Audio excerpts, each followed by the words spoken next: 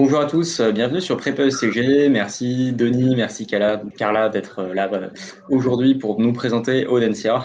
Dans ce live prépa, pour rappel, on propose à toutes les écoles de présenter leur PGE pour l'année 2025. J'en ai beaucoup trop dit pour une introduction, donc je vous laisse vous présenter chacun votre tour. Et puis on enchaînera sur les épreuves orales et les attendus des épreuves. Peut-être Carla pour commencer. Bonjour à tous, donc moi c'est Carla, je suis étudiante en Master 1 à Audencia actuellement, donc du programme Grande École, et je suis aussi présidente de la team Admisseur. Bonjour à toutes et à tous, bonjour Hugo, bonjour Carla, je suis Denis Boissin, je suis directeur des programmes en formation initiale à Audencia et particulièrement directeur du programme Grande École. Très clair. Alors peut-être Denis, pour commencer, est-ce que tu pourrais nous donner 2-3 éléments d'ADN de l'école avant qu'on détaille un peu plus ce qui attend les candidats lors des épreuves orales?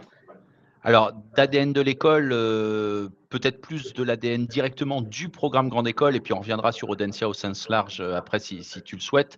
Le programme Grande École d'Audencia s'appuie sur 4 piliers en fait. Un premier pilier, il est historique, c'est la présence de la culture et des humanités dans nos programmes. C'est un socle auquel on croit pour de futurs managers. Second pilier, c'est les enjeux de la transition environnementale et sociale, avec Gaïa notamment, qui fait que tous nos programmes ont été transformés, ont su intégrer pleinement tous ces enjeux de transition. C'est la possibilité pour toutes nos étudiantes et tous nos étudiants de pouvoir hybrider leur programme en allant chercher des compétences qui ne sont pas forcément uniquement dans les sciences de gestion. Et puis, c'est une certaine vision de l'international, puisque Audencia aujourd'hui a de nombreux partenaires, on y reviendra, qui nous permettent d'envoyer nos étudiants par 2, 3, 4 maximum et de vivre une vraie expérience en immersion à l'international. Effectivement, on aura l'occasion de revenir sur tous ces sujets-là dans les 20-30 minutes de live. Peut-être, pour commencer, ce qui va intéresser le plus les étudiants en prépa actuellement, c'est les épreuves orales. Donc revenir sur les différentes épreuves de l'école, sur les attendus. Est-ce qu'on a finalement un profil type d'étudiant qui réussit les oraux d'Audencia ou est-ce qu'au contraire, tu n'as aucun profil type? Quels sont les bons conseils et les mauvais conseils? Bref, on a 1000 sujets, encore une fois, abordés sur les oraux. Donc c'est très très large effectivement. On prend les choses par étapes. Avant de pouvoir rejoindre le programme Grande École, il va vous rester une étape, ce sont les épreuves orales effectivement. Elles se déroulent sur une journée complète. Vous serez accueillis dès votre arrivée par Carla et ses acolytes. Vous allez y présenter notamment 4 épreuves. Une épreuve collective qui s'appelle Regard croisé, sur laquelle je pourrais peut-être apporter un peu de détails si tu veux Hugo, mais je pense que c'est intéressant de prendre du temps pour en parler. Une épreuve individuelle qui est un entretien de motivation et 2 épreuves de langue, langue vivante 1, langue vivante 2, l'une des 2 étant forcément l'anglais. Donc sur la journée complète, vous allez avoir l'opportunité de présenter ces différentes épreuves. On n'attend surtout pas de profil type. N'imaginez pas qu'on a des cases qu'on coche en se disant: «Voilà, c'est bon, on a trouvé, quelqu'un qui a, 90 de match avec notre liste». C'est pas du tout l'état d'esprit. Je pense que ce qui fait la force de nos étudiants, c'est leur singularité. Ils sont toutes et tous différents, avec des projets différents, avec des capacités, des compétences, des talents, uniques, et tout ce qui vous rend unique vous donne de la valeur demain sur le marché de l'emploi et on est là pour vous permettre de cultiver ce qui vous rend unique et de faire en sorte qu'il n'y ait pas 2 chemins identiques. On a un programme qui a vraiment beaucoup de possibilités de personnalisation, de modularité. On y reviendra peut-être en détail année par année. Et c'est vraiment important, c'est que chacune et chacun puisse construire un parcours à son image par rapport à ses attentes, ses ambitions. Donc surtout, ne rentrez pas dans les cases. Osez être vous-même, c'est essentiel. Si je dois dire à la limite, Hugo, s'il y a une chose que j'attends en termes de profil type, j'aime pas trop l'expression, mais c'est des gens authentiques. Par contre, ça, c'est vraiment une valeur très très forte qu'on va attendre, c'est l'authenticité. L'authenticité avec soi-même, avec ses valeurs, et puis envers les autres. Et c'est sur une base saine qu'on peut construire ensemble un avenir. Carla, tu veux peut-être ajouter des choses sur les entretiens? Moi je suis d'accord avec ça, j'avais passé mes entretiens donc l'année dernière, et au niveau de l'authenticité, je pense que c'est très important. Donc moi ça s'était super bien passé déjà parce que le jury était très, très, très bienveillant. Et quand on dit pas de profil type, moi je suis issue d'une classe préparatoire littéraire. Je viens de l'étranger, je leur ai parlé, de mon job d'été, donc comme quoi on peut parler d'énormément de choses et je pense pas que ça fasse partie d'une checklist, en entrée en école de commerce. Et en l'occurrence, ça s'était super bien passé. Ils ont discuté avec moi, donc je pense que oui, diversité des profils, et il faut un petit peu briser le cliché de la checklist puisque, quand on voit mon profil, on se rend compte que ce n'était pas du tout le cas, je pense. Et aussi un petit conseil, moi, que je donnerais, ce serait dans l'attitude, donc toujours souriant et ouvert à la discussion. Et je pense que ça peut aider énormément puisque, les jurys sont là pour ça, pour discuter avec nous et ils s'intéressent réellement à tous nos profils, aussi divers soient-ils, je pense. Et alors pour le coup, est-ce que tu peux nous donner un retour sur toi, ton expérience des oraux personnellement, comment ça s'est passé, qu'est-ce qui t'a particulièrement plu à l'école, et après avoir l'autre côté du miroir, c'est-à-dire aujourd'hui, moi je suis candidat en prépa ECG, j'arrive sur le campus, qu'est-ce qui se passe? Comment on m'accompagne? Peut-être un peu plus de détails aussi sur regard croisé dont tu as parlé et Denis tout à l'heure. Bref, tous ces éléments-là. Regard croisé pour commencer par là, ce n'est pas une épreuve que j'ai passée puisqu'elle est nouvelle cette année, mais j'ai eu la chance de m'entraîner 2 fois pour tester le format. Donc moi je trouve ça très intéressant puisque ça permet de s'entraîner, enfin d'avoir un premier aperçu de ce qu'on fera en école de commerce ensuite, puisqu'on travaille énormément en groupe, donc je trouve ça assez intéressant. Surtout que là ils seront croisés avec d'autres personnes, d'autres écoles, etc. Donc ça permet aussi des rencontres, des personnes avec qui après ils pourront passer une chouette journée à Audencia, donc je pense que ça peut être assez chouette comme épreuve à passer.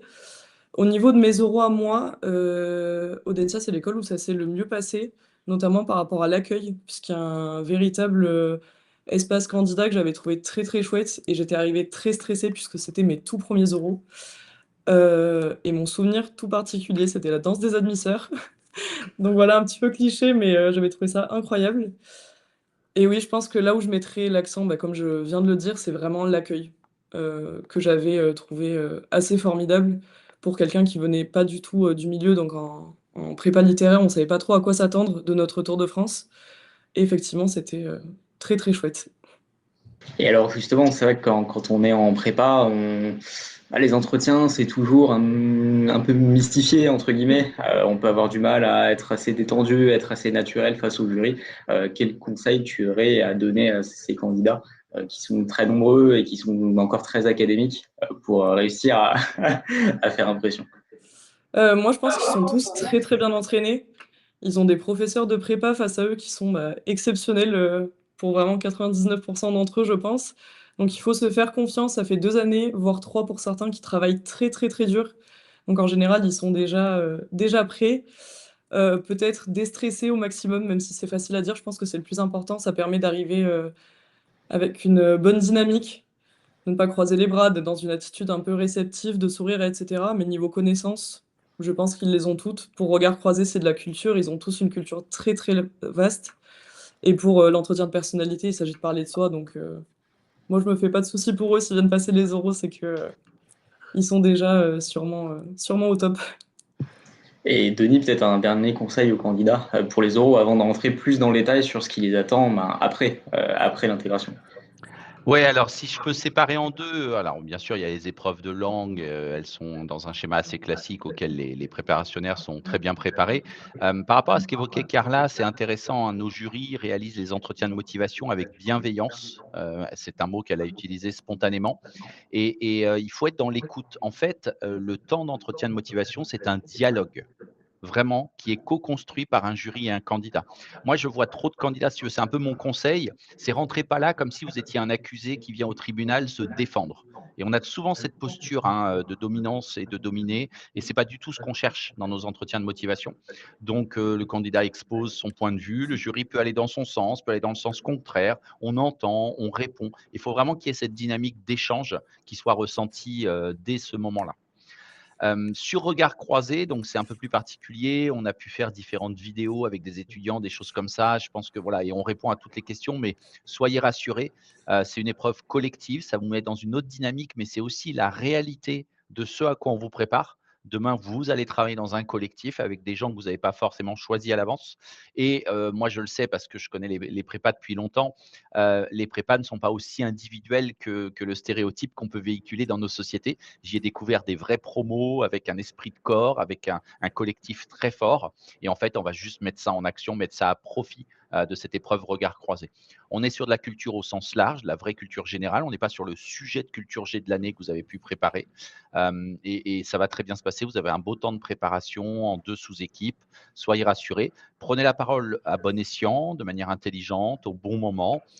Contribuer là aussi à ce qui sera un dialogue, hein. On n'est surtout pas dans une logique de bataille ou d'opposition. On est dans la co-construction d'une vision commune de 8 personnes autour d'un sujet. Oui, très clairement. Je pense que là, les candidats sont bien armés pour aborder sereinement les épreuves. Alors peut-être que tu peux nous en dire un peu plus sur tu as commencé à le dire tout à l'heure, hein, sur l'ADN de l'école et le PGE, le programme en école, mais sur ce qui attend les étudiants après ces oraux, en termes de pédagogie, en termes de structure de programme, en termes d'expérience internationale, de différents campus. Puisque pour le coup, Audencia est très riche sur sur ce Ouais. sujet-là. Donc je te laisse détailler le tout. Merci Hugo. Alors c'est vrai, tu as annoncé entre 20 et 30 minutes, donc c'est déjà trop court pour vous dire tout ce que je pourrais vous raconter sur le programme Grande École d'Audencia, mais je vais essayer de rester sur les grandes lignes. Donc j'ai cité nos 4 piliers, hein, l'hybridation, les enjeux de la transition, culture et humanité et l'international. Ils seront présents partout, tout le temps, avec, voilà, c'est comme des curseurs qu'on bouge avec plus ou moins de volume selon les moments, mais en tout cas, ça va être structurant pour votre programme. Un autre élément qui est peut-être important qu'il faut comprendre, je vais même le couper en deux et vous allez voir qu'il y a une pleine cohérence. Audencia est très clairement une école à taille humaine. Il y a plus de 500 collaborateurs, il y a près de 200 professeurs. On a un taux d'encadrement, on est une école qui a un petit volume d'étudiants, hein. Donc on a un taux d'encadrement qui est exceptionnel. Il y a toujours quelqu'un qui est là pour vous et on va jusqu'au bout de notre vision de l'enseignement supérieur. Il y a un double zéro dont on est très fier. C'est très rare, hein, qu'on soit fier d'avoir un zéro. Nous, on a 2 fois zéro et en plus on en est fier. C'est 0 cours à distance imposé et 0 cours en amphi. Nos enseignements se passent dans la salle de classe par un groupe d'une quarantaine d'étudiants en interaction avec leurs professeurs, en interaction entre eux. Voilà, on refuse cette approche de l'enseignement qui consiste à faire des amphis de 400, 500, 600 étudiants qui deviennent alors anonymes, noyés dans la masse. Et sur les enseignements à distance, alors évidemment, cas de force majeure, on y a recours, hein, c'est des choses qui arrivent, mais on a un dispositif au choix de l'étudiant. C'est-à-dire qu'on a la possibilité, si les étudiants le souhaitent, de suivre les cours à distance, mais on ne les impose jamais. Et je pense que c'est important. Vous allez retrouver quelque chose qui est très fort en classe préparatoire, cette unité-là, cette cohérence de groupe que vous avez. On souhaite capitaliser dessus. C'est aussi ça, hein, le continuum classe prépa, programme grande école. Et donc, on capitalise pleinement sur cela. En première année, vous serez 95 issus de classes préparatoires à la rentrée qui vous attend. Donc, on est vraiment, voilà, on est sur des gens qui ont un vécu similaire. On vous accompagne dans cette transition et on sera même l'année prochaine. Je ne sais pas si vous avez suivi un peu la dernière conférence de presse d'Audencia, mais j'ai eu plaisir à annoncer que l'année prochaine, nous recruterions uniquement 100 de préparationnaires en première année. Donc, on s'inscrit vraiment dans ce modèle-là, issu de la classe prépa. Alors la première année, c'est l'année qu'on appelle de pré-master, année de L3, voilà, on peut avoir différents intitulés. Là où elle est intéressante, c'est que justement sur cette base de culture et d'humanité, vous allez avoir plus de 30 électifs qui vous sont proposés chaque semestre et vous allez pouvoir aller chercher celles et ceux que vous souhaitez. On arrive à donner 95 de premier choix, donc voilà. Et vous allez vraiment pouvoir aller pardon, chercher vous-même des matières qui vous intéressent, qui ont du sens par rapport à votre projet et qui sont dans des domaines très différents. Ça peut aller du théâtre d'improvisation à l'art et la culture, et sa valeur économique. Ça peut être l'influence de l'Antiquité sur le marketing. Ça peut être la prise de parole en public. Enfin voilà, ils sont multiples les sciences politiques. Peut-être Carla nous dira après ce qu'elle avait choisi, elle comme cours éventuellement. Et ça, c'est la première année, l'année de pré-master. En fait, notre mission, c'est de vous ouvrir à comprendre toutes les possibilités qu'il y a. Et tout à l'heure, Hugo, tu l'évoquais, quand on vient en entretien, des fois, on essaye aussi de s'inventer un profil en disant: «Je vais m'inventer un projet», parce que le jury a besoin que j'ai un projet. Tombez pas dans ce piège, on le sait, 80 des étudiants qui sortent de prépa n'ont pas de projet professionnel précis arrêté. Et c'est aussi notre rôle et c'est pour ça que cette année de pré-master est super importante parce qu'en plus des enseignements, des connaissances et des compétences, on va venir vous accompagner sur le travail nécessaire pour commencer à identifier un projet professionnel. Alors, il y a 20 de la promo qui sait exactement pourquoi elle est là, elle file droit et c'est parti. Et puis peut-être si je termine sur cette année de pré-master, on a une spécificité, c'est que vous pouvez faire le choix de ne suivre des cours à Audencia que 4 jours par semaine au lieu de 5. Alors non pas pour travailler moins que les autres, c'est pas du tout la philosophie à Audencia. On travaille à Audencia, vous allez avoir des cours, vous allez apprendre. Non, mais pour aller suivre des cours chez un partenaire d'Audencia. Et donc, on peut passer une journée de cours à Nantes Université en droit, par exemple, ou en lettres. On peut aller passer une journée de cours aux Beaux-Arts. Et donc, on permet aussi à nos étudiants, dès la première année, de consacrer 20 de leurs enseignements dans un partenaire qui propose une formation en double compétence ou un double diplôme. Et donc, ça permet aussi d'utiliser cette année en se disant, bah oui, moi j'aimerais bien un double diplôme Audencia et droit, mais en même temps, voilà, il faut que je vois à quoi ça ressemble, il faut que je sois sûr de mon choix. Et donc, on accompagne l'étudiant sur cette première année pour se dire, oui, c'est fait pour moi, c'est ce que je veux faire, ou bien non, ça me suffit. J'ai eu une petite culture de droit un peu supérieure aux autres, mais je ne vais pas aller sur ce double diplôme. Donc ça permet de faire des tests un peu pour savoir Ouais. finalement qu'est-ce qui te plaît. Est-ce que parce que le droit c'est assez vague, on peut en avoir entendu parler sans jamais l'avoir testé et savoir est-ce que c'est vraiment ça qui nous plaît ou pas quoi finalement Ouais. pour un parcours étudiant. Et ça marche avec le droit, ça marche avec Centrale, avec qui on a un double diplôme ingénieur. Alors avec le droit, si tu veux, c'est un peu plus facile parce qu'il y a des cours de droit dans le programme grande école et tout, donc on pourrait se dire: «OK, c'est un luxe». Quand on envisage un double diplôme manager ingénieur, c'est important de vivre, 1 journée par semaine au rythme d'une école d'ingénieur avant de se dire: «Bon OK, je m'engage et j'y vais, quoi». Oui, c'est clair, c'est encore autre chose pour le coup. Ouais. Après, bah, on passe sur, on rentre dans le cycle master, hein, donc l'année de M1. Ce qui est intéressant, je vais pas aller sur le contenu de l'année de M1, mais je vais aller plutôt sur, la manière dont elle peut se structurer. En fait, il y a 4 grandes structures possibles sur l'année de M1. Il y a un parcours qui va être un parcours assez classique. On va donner aux étudiants la possibilité de faire un semestre de management approfondi ou bien un semestre autour des enjeux de la transition ou bien un semestre en mobilité internationale et ils vont agencer eux-mêmes comme ils veulent ces 3 options pour en créer une année. Donc c'est intéressant parce que c'est cette modularité dont je parlais tout à l'heure, c'est qu'on met à disposition des possibilités comme des briques et les étudiants choisissent comment ils les assemblent avec une césure pour plus de 90 d'entre eux ou sans césure. Ça, c'est le premier parcours, peut-être le plus classique. Après, il y a un autre parcours, c'est celui de l'apprentissage, qui est un parcours très connu, déjà, je pense, des préparationnaires, où là, on s'engage en apprentissage sur 2 années complètes, donc tout son cycle master. Il y a un troisième parcours dont on est très fier qui s'appelle USA Massachusetts, qui est un parcours dit d'excellence. Les 10 meilleurs étudiants de la promo et puis, s'ils le souhaitent, hein, évidemment, on n'oblige personne, se voient la possibilité d'aller suivre, des semestres d'études auprès de partenaires prestigieux, d'Audencia, notamment Harvard Business School et cetera. Et puis il y a le quatrième parcours, qui va, parler à Carla, qu'on appelle le parcours engagement, où en fait on a un dispositif qui est assez intéressant, c'est que les cours ont lieu le matin et les étudiants sont libérés sur les après-midi. Ça leur permet de s'engager dans des projets associatifs. Ça nous permet d'accueillir des sportifs de haut niveau, des musiciens de haut niveau, des étudiants entrepreneurs qui profitent de tous les après-midi pour construire leur entreprise ou même gérer leur entreprise si elle existe déjà. Plein de parcours comme ça, enfin plein de choix de vie, puis certains aussi pour qui c'est une nécessité. Voilà, quand on a besoin de travailler, pour financer ses études ou des choses comme ça, ou quand on est chargé de famille, responsable de famille. Voilà, ça permet aussi de concilier études supérieures et des besoins spécifiques d'étudiants, quels qu'ils soient. Donc ça, c'est nos 4 parcours de M1 et puis après on arrive sur la dernière année qui est l'année de spécialisation où on peut venir mettre de l'international à fond ou bien revenir en France. Il y a 150 doubles diplômes internationaux qui sont proposés, 30 doubles diplômes français. Les 25 Master of Science et Master spécialisés d'Audencia sont ouverts aux étudiants. Il y a plus de 200 possibilités sur cette année de M2 donc, qui sont vraiment intéressantes et surtout j'insiste, pas que dans, le management. C'est vraiment aussi la possibilité pour les étudiants d'aller chercher d'autres disciplines, la New York Film Academy, l'école des beaux-arts, l'œnologie, l'école supérieure du bois, l'agriculture, l'agronomie. Enfin voilà, il y a une palette de diversité, de doubles compétences vraiment intéressantes à ce moment-là.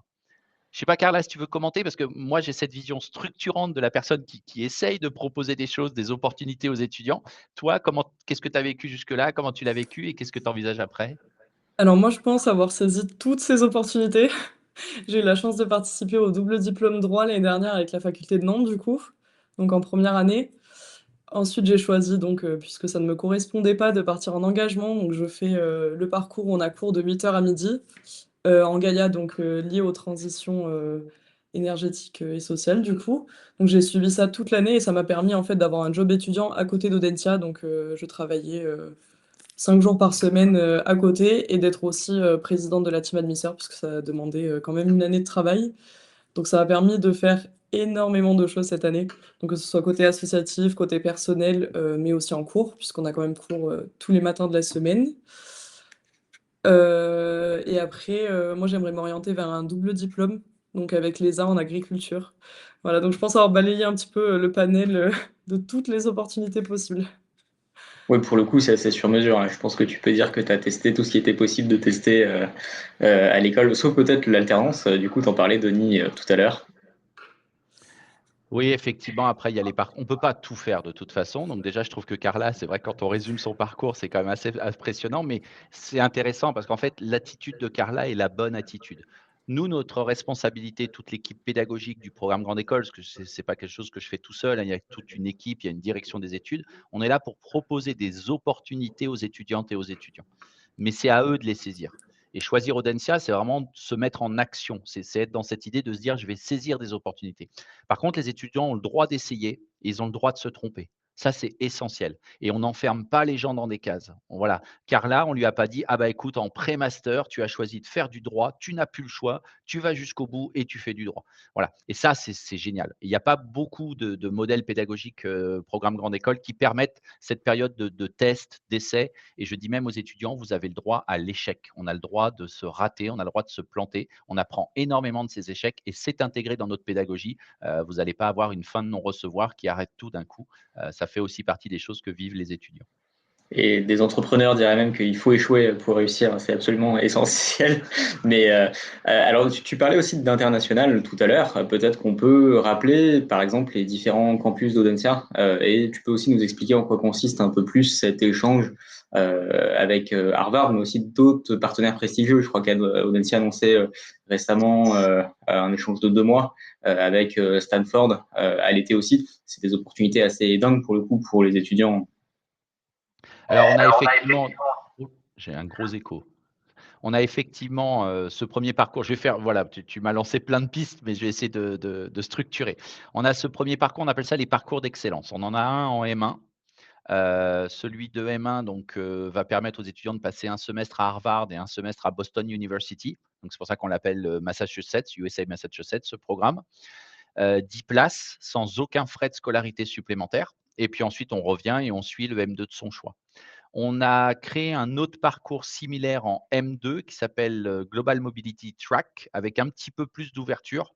On peut aller chercher à Harvard, on peut aller chercher à Base Business School, on peut aller chercher à la Bocconi, on peut aller chercher à Hong Kong Polytechnic University. On assemble un programme comme ça, là aussi d'une dizaine de places pour les meilleurs. Et j'insiste là-dessus, sur ces programmes d'excellence, on récompense entre guillemets le travail académique qui a été engagé. Je sais que quand on sort de prépa, on a envie, hein, les 6 premiers mois d'après, de souffler, de profiter un petit peu de la vie, comme si on essayait de rattraper 2 années de privation. Tombez pas dans ce piège. Investissez-vous dans vos enseignements dès le départ. Le rythme est équilibré, ça permet de le faire. On peut avoir de beaux résultats académiques et une vraie vie associative à côté. C'est pas l'un ou l'autre, ça c'est important. Et donc, il faut trouver ce point d'équilibre. Après, sur l'international, comme tu le disais, on a aussi des campus collaboratifs. On est implanté de manière historique en Chine. On est implanté depuis pas mal d'années aussi au Brésil, dans différentes villes, hein, de chacun de ces pays. Et puis, on a eu le plaisir d'annoncer, là, pour la promo qui va rentrer, la possibilité d'aller sur le nouveau campus d'Audencia qui se trouve à Sydney, dans l'ancien parc olympique. Donc, les campus collaboratifs, quelque part, c'est un moyen d'accompagner des étudiants sur des mobilités spécifiques. C'est pas, ils y vont pas par groupe de 100 ou 200, hein, on reste dans cet esprit d'une mobilité qui est une vraie expérience. En fait, le but de partir, quand on parle avec les étudiants, ils ont l'impression que c'est pour mieux connaître une culture, et puis progresser en langue. En fait, ce qu'ils réalisent pas, c'est que surtout, ils vont sortir de leur zone de confort et ils vont énormément apprendre sur eux-mêmes. C'est un peu le principe de la prépa, c'est de se dire jusqu'où je suis capable d'aller et commencer à connaître ses limites. Et en fait, l'international, c'est une expérience de transformation qui va être super riche pour la personne elle-même, au-delà de ce qu'elle va apprendre. Donc là-dessus, les campus collaboratifs permettent quelque part de les accompagner, mais on coopère les programmes, c'est nous qui faisons les programmes. Mais pareil, on envoie 20-25 étudiants par an maximum. Et puis après, il y a tous nos partenaires. Ce qui est intéressant à Audencia, on a à peu près 250 partenaires dans 60 pays. On pourrait se dire, voilà, si on s'amuse de manière un peu simpliste à comparer les chiffres, bon, bah, il y a d'autres écoles qui en ont plus. Par contre, ce qui est important pour nous, c'est la qualité de ces partenariats. C'est l'excellence académique. J'ai déjà cité Harvard, je peux rajouter Berkeley, on a Stanford qu'on a annoncé récemment, UCLA, mais il n'y a pas que les États-Unis, heureusement, qui ont de grandes universités. C'est London School of Economics, c'est la Bocconi, c'est Politecnico di Milano, Hong Kong Polytechnic, etc. Et puis même en France, on a aussi des partenaires. On est quand même la seule école qui travaille avec l'école du Louvre, par exemple, des choses comme ça. Donc c'est surtout la qualité de ce qu'on va pouvoir proposer aux étudiants. La qualité académique sera complètement en résonance avec ce qu'on pouvait leur proposer à Audencia. Et puis, comme je le disais tout à l'heure, c'est aller chercher d'autres domaines. Par exemple, on travaille avec l'université de Columbia aux États-Unis, où les étudiants peuvent suivre un parcours en écologie. Donc, on va vraiment chercher autre chose que les sciences de gestion. On travaille avec Sotheby's à Londres autour de l'art. On a tout ce qui va être la gastronomie en Italie avec l'Instituto Lorenzo de Medici. On va avoir même le jeu vidéo par exemple, chez un partenaire aux Pays-Bas. Donc on peut vraiment aller chercher des choses, voilà, qui ont du sens et pas simplement choisir un pays. Parce que souvent l'approche c'est une destination. Alors Oui, on et puis répond, hein, après, on a une tant mieux soixantaine de si pays. si ça colle avec ce qu'on aime, quoi. Voilà, et nous, la logique, elle est un petit peu différente à Audencia. C'est on aime bien que l'étudiant choisisse une expertise, une excellence académique, un domaine particulier et puis voilà, c'est dans le pays où ça se trouve et ça sera toujours une très belle expérience, ouais.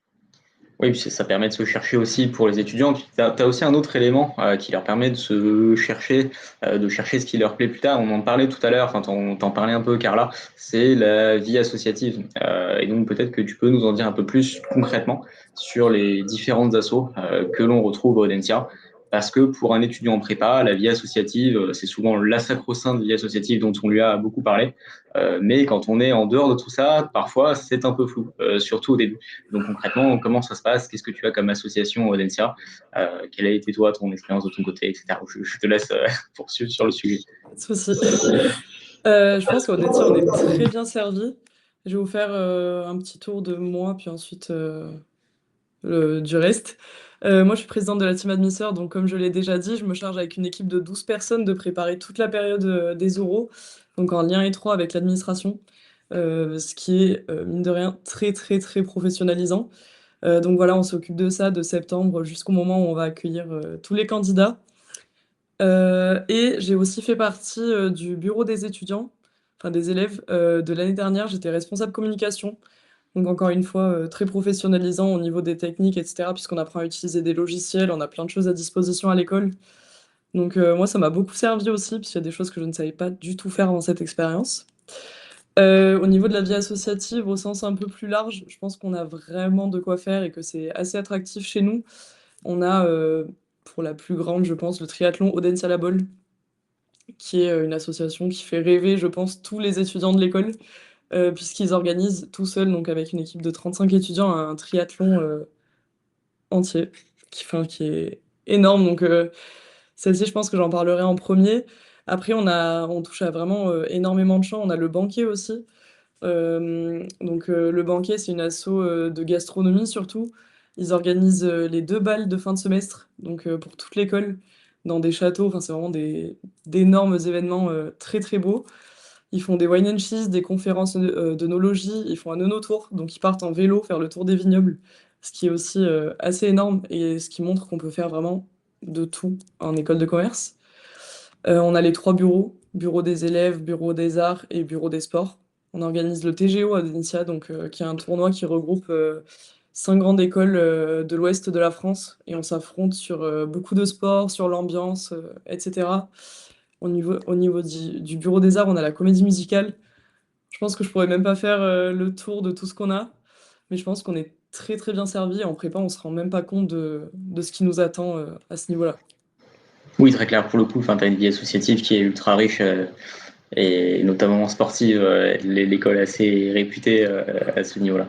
Peut-être un dernier mot que l'on peut transmettre aux étudiants avant de conclure. Et bien sûr, Denis, si tu souhaites se compléter également. Alors, Hugo, si tu me permets, et puis je reviendrai à l'écran, puisqu'apparemment j'ai un petit souci technique, mais je voulais compléter sur la vie asso par rapport à ce que disait Carla. Il y a des choses comme le triathlon qu'elle a mentionné ou la comédie musicale qui sont intéressantes parce que les étudiants qui nous rejoignent après une classe prépa en septembre peuvent tout de suite s'impliquer. Il y a des bénévoles qui sont en pré-master, il y a des gens dans la comédie musicale qui viennent de rentrer et qui, 2 mois après leur arrivée, sont sur scène, etc. Il n'y a pas beaucoup d'écoles où on peut aussi rapidement intégrer la vie associative. Ça, c'est quelque chose qui m'a vraiment marqué. Voilà, donc je voulais le rajouter. Et puis, elle a pas pu tout citer parce qu'il y a juste des assos sur tout. C'est vraiment impressionnant. Les OJO, le TGO, le sport est très présent hein, de manière large. Les arts aussi, hein, la danse, la photographie, la vidéo. Enfin, voilà, c'est hyper riche. Et moi, je suis assez bluffé depuis que je suis à Audencia sur la qualité de ce qui peut être produit par les assos. Elles sont hyper professionnelles. C'est vraiment impressionnant. Ouais. Alors, je laisse Carla faire le mot de la fin et j'essaye de revenir à l'écran. Petit mot de la fin, bah, c'était un plaisir évidemment de présenter mon école, puisque ça fait 2 ans que je m'épanouis ici, donc si ça peut vous donner envie, c'est très chouette aussi. Je ne sais pas trop quoi dire, je pense avoir fait un petit peu Un le tour, conseil mais en peut-être tout pour les cas, oraux. c'était un plaisir pour ce petit live. J'espère avoir répondu à un maximum de questions, du coup aussi. Et Denis, je te laisse conclure pour la fin. Alors voilà, j'ai fait un changement de caméra, tu vois, c'est très pro. Mais c'est de l'improvisation, c'est les C'est conditions clair, du c'est direct. l'avantage du live, Il n'y a l'avantage pas du de, il y a live. pas de mensonge pour le coup sur ce genre de Ah non.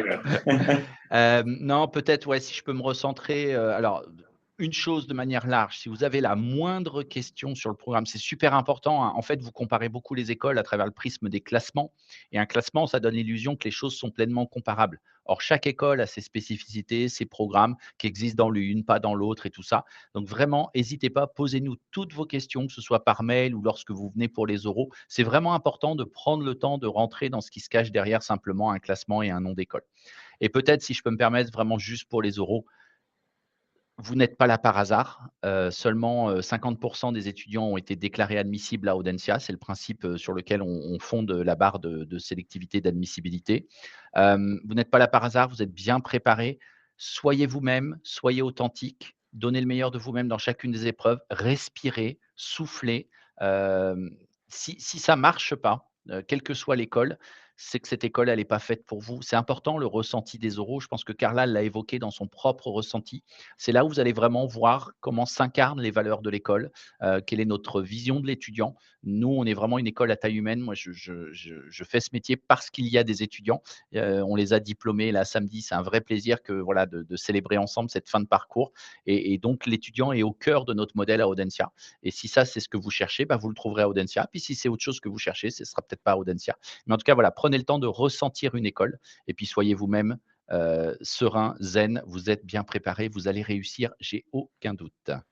Très clair, mais je pense que les étudiants sont bien armés. Effectivement, cette prise de recul absolument essentielle sur les classements pour fonder ses critères de choix sur bien d'autres choses, et notamment sur le ressenti lors de la vie d'école. Et bien, merci à tous d'avoir participé à ce live. Et donc, nous, on se dit à très bientôt sur Prépa ECG pour la suite des événements, évidemment, sur toute votre vie de prépa.